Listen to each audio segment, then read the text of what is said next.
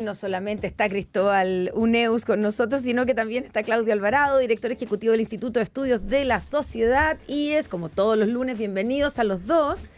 Oye, antes de iniciar el análisis, la información del minuto es una información económica. La economía chilena ha crecido el mes de abril un 2,5% anual. Es el IMASEC del mes de abril que... Claro, algunos dicen que supera las expectativas. La verdad es que las estimaciones estaban como entre 2 y 2,8%. Entonces, pues está en la parte alta. Es una buena noticia, es una buena noticia para la economía. Esto en el cuarto mes del año, frente al mismo periodo del 2024. Y lo que empujó a la alza este crecimiento básicamente es el desempeño de la minería y los servicios. Sobre todo la minería ha sido nuevamente determinante para este resultado de crecimiento económico, que es del 2,5%. Vamos a ver probablemente a un ministro de Hacienda con sonrisa hoy día durante este primer día del mes de junio. A ver, para arrancar ya iremos, ¿no es cierto?, a las consecuencias, las reacciones, a lo que dijo el presidente, pero así como en brochazo, ¿el presidente hizo una cuenta más como estadista o más como jefe barra brava? Que un poco es lo que planteaba Belén Matei ayer, Cristóbal Uneus. Yo creo que le habló al frente interno. En general. Es que yo distinguiría, hubo como dos discursos. La primera parte cuando él hace como una revisita al estallido, la pandemia, ¿no es cierto? Los procesos constituyentes.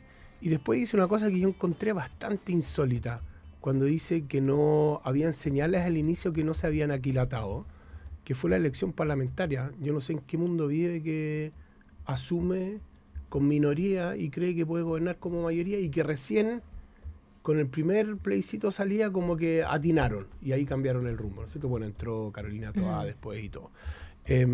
Habló muy poco de pensiones, habló poco de los temas laborales, no mencionó la ley Carín, habló muy poco salud, entonces fue un discurso raro.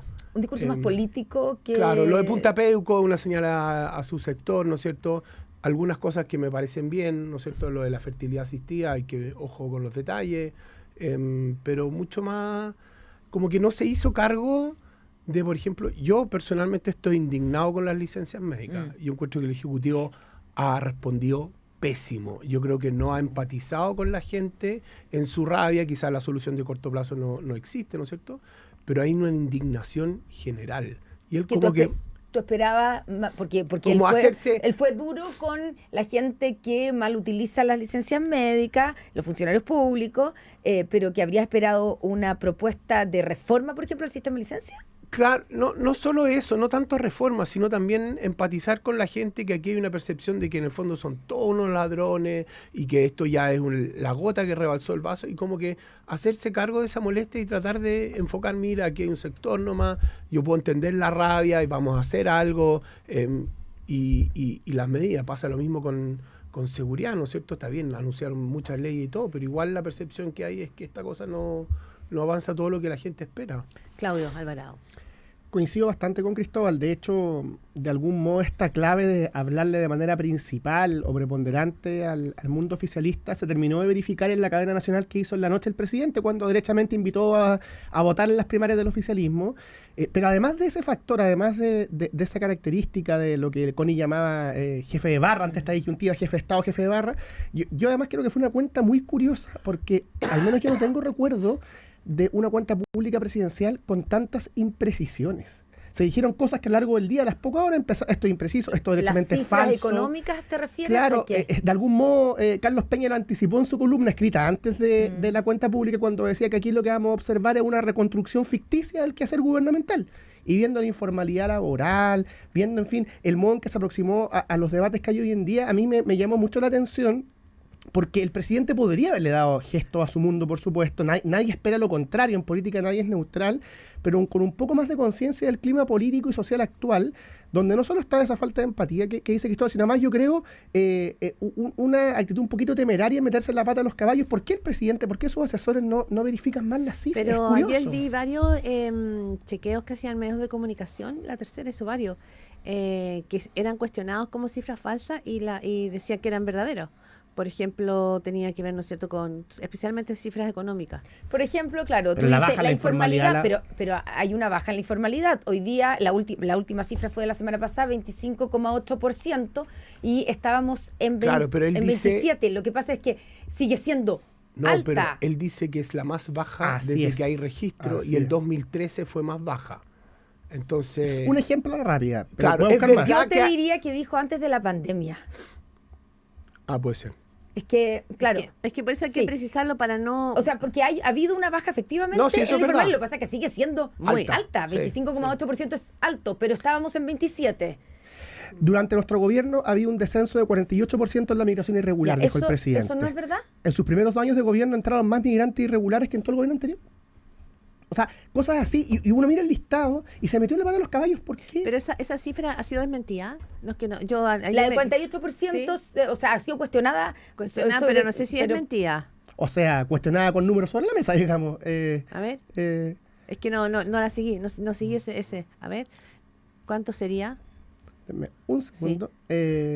Perdón, y mientras busco este dato, Sí. se los digo enseguida. Además, hay otras cifras en las cuales no hubo este grado de imprecisión y de exactitud, pero que también transmiten una sensación, yo creo, un poco equivocada a la ciudadanía. Felipe Arbó lo decía hoy día, ¿cierto? Es mediocre celebrar que en 2024 hubo 1.207 personas asesinadas. En los 3 primeros meses de este año, 5.116 delitos al día. Es como... Ya, pero es que espérate, pero yo no voy a ser abogado del diablo, pero él nunca celebró que hay Tú estabas 1.200 ahí. personas asesinadas. Lo que dice el presidente es, hemos logrado quebrar la curva del alza de los homicidios. Y eso es efectivo. La curva que iba así, hoy día se quebró y no está subiendo, incluso ha ido bajando. Lo que pasa es que sigue siendo alta. Estamos hablando de el 6,7, o sea, 6,7 asesinatos cada 100.000 habitantes, bajamos a 6,3.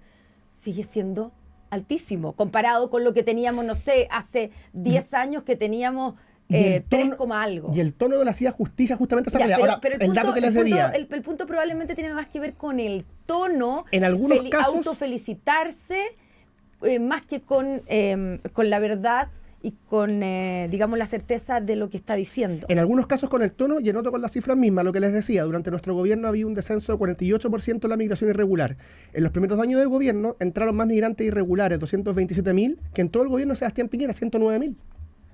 Ya, pero... ¿Pero y por qué? ¿Por qué meterse? ¿Por qué, ¿Por qué además- mentir? Es que por qué correr el riesgo de hacer estas es que cosas? eso sería digo? una mentira. Entonces tú dices que mintió. Porque Yo no sé si es, en el fondo, cuando se ocurren estos errores en materia de cifra, uno puede hacer dos elucubraciones. Ya. Está la elucubración de que se quiere engañar derechamente, que yo no tengo ningún motivo para creer eso, pero sí un trabajo poco prolijo detrás de lo que se va a mostrar, ¿tú crees digamos. que se equivocaron Sí, más que sí, mintieron? sí. Pero no creo que se hayan equivocado porque en un discurso presidencial trabajan equipos técnicos que tienen que estar chequeados. No imagino, ¿no? Depende de quién haya hecho la última revisión. Ah. Ahora, yo quiero volver al discurso y me llamó mucho la atención hacia el final, cuando él dice si un gobierno de otro color habría hecho lo mismo. Porque los discursos estos están elaborados. O sea, hay una pauta Así es. da lo mismo el gobierno que sea, termina la cuenta pública y la oposición del momento dice que no se anuncia, que es pobre, que no se hicieron los anuncios que debían hacerse y que contaron un cuento que no es real. Eso es así Sí. siempre. Sí, no, Hay un libreto. Sí, lo que me llamó la atención es que al final trata de hacer la comparación que su gobierno habría sido mejor que un gobierno de derecha, ¿no es cierto? Sí, El- y lo dice Sí. explícito. Yo creo que está entrando a la carrera presidencial. Él está muy ansioso, ¿no es cierto? Porque dice, habría hecho lo del salario mínimo, habría hecho lo de las 40 horas, habría hecho lo del royalty. Como diciendo, pero no hace la pregunta, ¿no es cierto?, que hizo Reagan en el famoso debate con Mandel cuando dijo, ¿usted está mejor que hace 4 años? Porque ahí no sé si la ciudadanía habría estado Claro, es que con esa- él. Entonces, esa parte como terminar el discurso como tan partisano, en vez de terminar con el país, lo encontré curioso. Sí, porque hay algo que tuvo desde la cuenta pública el año pasado, ¿se acuerdan? Y sobre todo fue Carolina Toá la que instaló esta idea de la normalización del país. Y que costaba mucho porque estaban todos muy convencidos en el gobierno, pero frente a la ciudadanía, frente a los estudios de opinión, uno decía, es que esto no empalma como con la sensación país. Como que No, claro, te podían decir, bueno, sí, la En el economía... dicho popular no va el pulso con la orina. Eso es. Así Entonces, como súper- exactamente. Entonces uno decía, pero no, es que no se refleja. Y quizás ahora ustedes creen que pasa lo mismo. Es decir, que es un discurso que puede estar rellenado como con muchos avances, como decía el presidente, pero que no tiene pie en la realidad frente a la ciudadanía. Yo creo eso, por eso yo decía que le falta esa como empatía. La gente en temas de seguridad sigue diciendo que es súper importante el tema del desempleo, él como que pinta que la economía está lista para desatarse, no vamos a crecer más del 2,5 como el año pasado, ¿no es cierto? Entonces hay una sensación de que el país como que no avanza todo lo que la gente espera y eso genera frustración y el presidente no se hizo cargo de eso. Entonces esa es la parte que yo siento que fue como desenfocada. Ahora, es difícil hacerse cargo de percepciones, ¿o no? Para cualquier... Porque son... Pero percepciones. los estudios de opinión pública, Por eso, po, hay datos consistentes. Son a muy través sistemáticos. Son muy sistemáticos. Entonces, está bien, pero entonces ataca las percepciones, trata de revertirlas, Claro. hazte cargo. Pero es como que hubieran existido en otro planeta. Claudio. Sí, ahora, nuevamente... Narnia, decían ahí. Claro, volviendo al por qué ocurre esto, yo creo que la clave de por qué, una de las claves de por qué ocurre esto la daba Cristóbal al principio, es porque aquí pareciera una decisión política de, puestos en un escenario de año electoral, intentar hacerle muchos gestos y una narrativa general que le haga sentido a su base, porque si uno se toma en serio el esfuerzo de hablar a las grandes mayorías, empatizar con ella, en fin, todo lo que ustedes decían, uno toma cierto eje. Pero en cambio, si uno quiere eludir temas complejos, eludir la autocrítica, entusiasmar a la base electoral de cara a una primaria que además tiene muy, muy inquieto al oficialismo, bueno, uno probablemente recorre el camino del presidente de la República. El problema es que justamente es el presidente, el jefe de Estado, y uno siempre va a esperar un poco más. Y yo no estoy seguro de que lo que decía Connie, digamos, esto de que en todas las cuentas públicas hay un libreto, claro, pero eso tiene mayores o menores intensidades según cómo lo haga el presidente del momento. Y yo creo que aquí el presidente hizo poco esfuerzo para salirse del papel de jefe de barra, justamente porque pareciera estar mirando con mucha inquietud la primaria que está a la vuelta de la esquina. Sí, solo una cosa, pero ayer, por ejemplo, en la mañana uno leía los diarios respecto de Lo que se qué es esperaba. lo que iba a decir el presidente y qué iba a hacer y cuál era la decisión tomada en la oposición, cuál iba a ser el libreto, y todo eso pasó. Es decir, eso es lo que antes de escuchar el discurso estaba todo... Hay un libreto. Estaba libreteado, pero de lado y lado, porque Sí, el presidente no entregó nunca el discurso, pero Claro. No. en todos los diarios estaba cuáles iban a ser los ejes que se iba a plantear, y la derecha salió ordenadita también. Entonces, yo no recuerdo algún otro discurso presidencial, ni con Piñera, ni con Lagos, ni con Bachelet, ni siquiera con Elwin, que todos hayan dicho, ¿sabes qué? Sí, aquí está el país por delante. Siempre es como... No, lo que pasa es clásico. que... No, yo creo que hay discursos Hay mejores. diferencias. No estoy diciendo que sea mejor. No, estoy no. diciendo otra cosa. Sí, no, Es muy reacción. distinto, Sí, no sí. me malinterprete. No, sí, no te quiero malinterpretar. Lo que quiero decir es que en el fondo yo siento que dado la situación del país, yo esperaba otro discurso. Atendiendo al objetivo político y las divisiones, ¿no es cierto? Yo esperaba un discurso distinto. Yo entiendo que siempre están las diferencias y uno quiere criticar, claro, porque el presidente tiene cadena nacional por 3 horas, puede contar su cuento y todo. Entonces, Y una cadena nacional nueva. Larga, y después muy larga. lo de la noche, entonces yo hubiera esperado un tono quizás un poco distinto, atendiendo que él quiere hablarle Por a decirlo su sector. desde la perspectiva del oficialismo, el presidente tiene la herramienta en abstracto para hacer la pega más difícil a la oposición.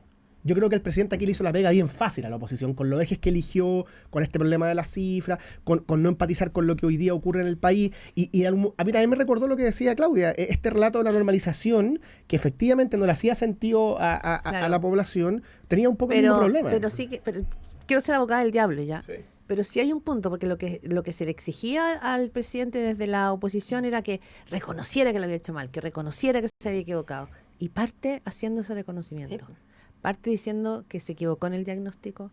Parte, o sea, hizo un reconocimiento a que la primera parte a mí me sorprendió mucho porque pensé, No, por eso yo porque distingo- desde la ¿cómo se dice? Supremacía moral Sí. que el Frente Amplio había instalado en voz de George Jackson, me llamó la atención que lo hiciera y que además lo hiciera en varios puntos, Claro. sobre todo reforma previsional, un guiño importante y agradecimiento a la oposición. Claro, por eso yo partí diciendo que hay como 2 discursos. Claro. El primero, donde hace esta interpretación y su revisión y la autocrítica, ¿no es cierto? Y después el segundo discurso, que es totalmente distinto. Claro. Y yo, En una le habla al país, en otra le habló a su mundo. Eso es. Oye, yo quiero preguntar por la última parte del discurso, que como después yo decía, después de que habló de las 3 seguridades, se lanza con el tema Punta Peuco e Israel, que finalmente se tomaron como los titulares. Pero antes voy a hacer la aclaración, que aquí está la respuesta a la cifra de migración, que es un trabajo que ya hizo la tercera, así que los voy a citar a ellos que hicieron el fact-checking. Ya, y aquí en el fondo puede ser cierto, puede no ser cierto. ¿Por qué? Porque depende con qué se lo compare. Según fuentes de gobierno, la frase de Boric hace referencia a los ingresos clandestinos contabilizados por la PDI, los que efectivamente, al comparar las denuncias de extranjeros que ingresaron por pasos no habilitados de los años 2021 y 2024, han disminuido en un 48%, si tomamos entre 2021 y 2024. Sin embargo, al comparar la medición con los mismos datos de la PDI, pero entre 2018 a 2021 ha aumentado. En concreto, durante ese periodo ingresaron ilegalmente 88.000 extranjeros, mientras que la suma de 2022 a enero de 2025 es de 131.000 personas. ¿Se entiende? Sí. Claro, Por lo tanto, requiere tantas explicaciones versus el tono grandilocuente del presidente. Buscaron un espacio de medición donde les daba la posibilidad de decir que había disminuido. Por lo tanto, no están mintiendo con respecto a ese espacio de tiempo que es de 2021 Ya, pero a es un 2024. espacio de tiempo, claro. Pero no es... Se disminuyó con respecto al gobierno anterior. Claro, No. esa es la sensación ambiente. Ya, eso, punto. Ya, Punta Peuco, Israel. Saludos a la bandera. ¿Qué fue eso? ¿Qué fue eso? Para ustedes. Yo creo que sí. Ahora, me llama la atención lo de Punta Peuco, porque si mi memoria no falla, este es un acuerdo de los 90, ¿no es cierto? Parte del proceso de buscar justicia, donde estaban todos los sectores políticos de acuerdo, que él de alguna manera rompe, ¿no es cierto?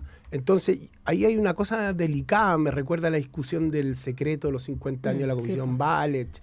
Entonces, aquí hay un conflicto todavía del tema de los detenidos desaparecidos y la justicia en la izquierda muy, muy fuerte, que no somos capaces de cerrar. Más allá de que, ¿para qué solo de Punta Peuco? Está lleno Punta Peuco, no cabe nadie más. Hay que recordar que el proyecto Punta Peuco significó de las pocas veces que Ricardo Lagos Escobar, siendo ministro, estuvo a punto de dejar la Presentó su renuncia sobre la mesa. De hecho, si no me falla la memoria, no firmó el decreto. Claro. Que fue el acuerdo político que se llegó, que la cárcel se hizo exactamente. por impulso de Eduardo Frei Ruiz Tagle, presidente entonces, pero sin la firma del ministro de Obras Públicas. Y la creación de ese lugar era porque se necesitaba un lugar para que cumpliera su condena en el caso de Contreras.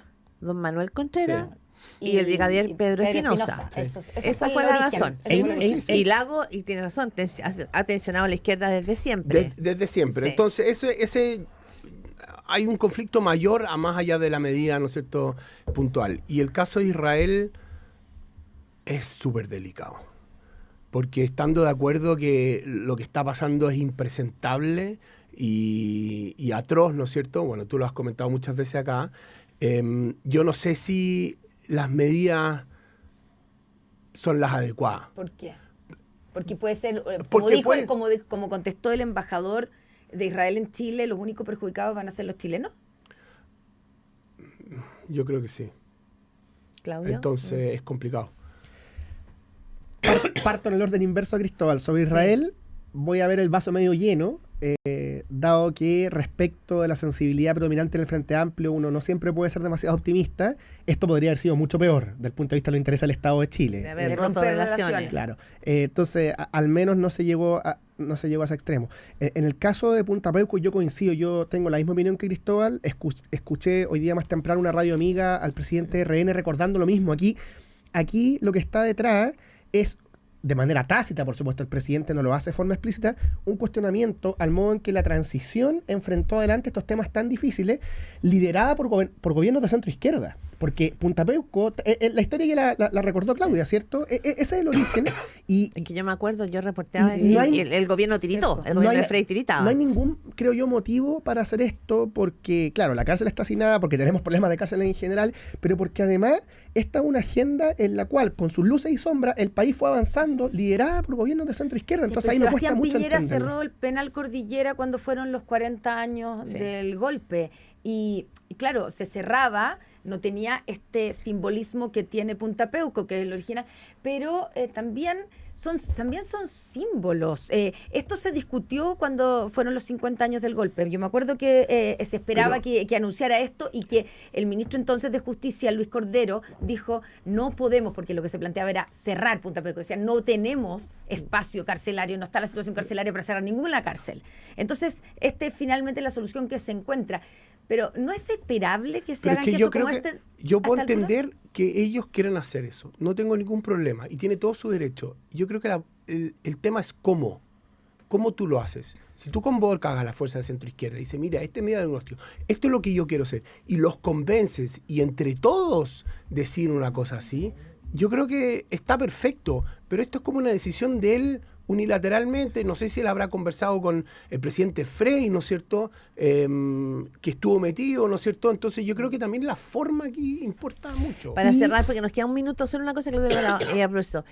Evelyn Matei dice, bueno, veamos si lo hace, porque no costaría nada revertirlo. Me llamó la atención esa frase. Sí. Pero si es un decreto... Bueno, es que es rigurosamente cierto. Sí, claro. Es una decisión administrativa. Claro, pero al final podemos cerrar con lo que comentábamos antes, ¿cierto? Gobernar es priorizar, y en el contexto del país que este sea un tema, y cuando el presidente lo levanta sabe que va a ser un tema, yo creo que confirma cuál fue el foco de la cuenta, que es una cuenta dirigida a los propios, pensando en la primaria de un mes más, alrededor. 8:56 de la mañana, estamos pasadísimos. Cristóbal Uneus, director de Data Science a Holster, y Claudio Alvarado, director ejecutivo del IES, Instituto de Estudios de la Sociedad. Muchísimas gracias como cada lunes. Gracias a ustedes. Están los dos resfriados, Chao, enfermos gracias. aquí. Que se mejoren, ¿ah? 8:56, saludos.